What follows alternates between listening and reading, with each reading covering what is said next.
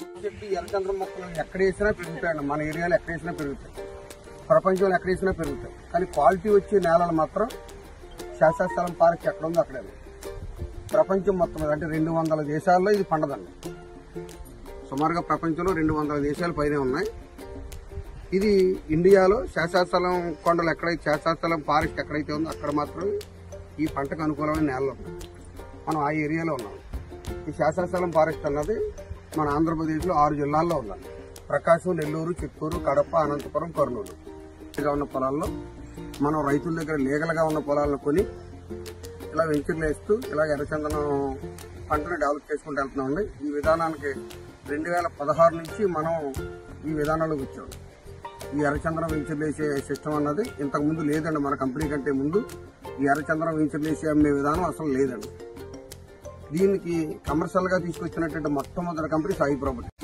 2015లో దీన్ని ఇలా వెంచర్లు వేయటం మొదలు పెట్టామండి. ఇలా ప్రకాశం జిల్లాలోని, ఈ పక్కన నెల్లూరు జిల్లాలో, ఎదురెదురు మన అనంతపురం జిల్లాలోని 7 జిల్లాల్లో కూడా వెంచర్లు అయిపోతున్నామండి. ప్రతి వెంచర్ని 50 ఎకరాల నుంచి 100 ఎకరాల దాకా ఉంటుందండి. 100 ఎకరాలు దాటి 150 ఎకరాల వెంచర్లు కూడా మనకున్నాయి. అంటే వేలాది ఎకరాల్లో ఎర్రచందనం మొక్కలు పెట్టిన కంపెనీ సాయి ప్రాపర్టీస్ తప్ప ఈ మార్కెట్లో ఏదీ లేదు. అలాగే మన కంపెనీకి కూడా ఒక బ్రాండ్ ఉందండి. ఏంటంటే ఆ బ్రాండ్, ఈ కంపెనీ మేనేజ్మెంట్ కి 22 సంవత్సరాల మొక్కల పెంపకంలో అనుభవం ఉంది. చెప్పింది చేస్తారు. కస్టమర్కి ఏవైతే హామీ ఇచ్చారో అన్ని కూడా నెరవేరుస్తారు. ఇలా సాయి ప్రాపర్టీస్ కాకుండా ఎర్రచందనం వెంచర్ వేసే కంపెనీలు మార్కెట్లో చాలా ఉన్నాయి. అన్ని కంపెనీల కంటే సాయి ప్రాపర్టీస్ లో ఎర్రచందనం పొలం కొనుక్కుంటే మంచిదన్న విషయం మీ దృష్టికి వచ్చేలాగా చాలా ప్రచారం ఉందండి. బయట ఇంత బ్రాండ్ గా ఉన్నారు.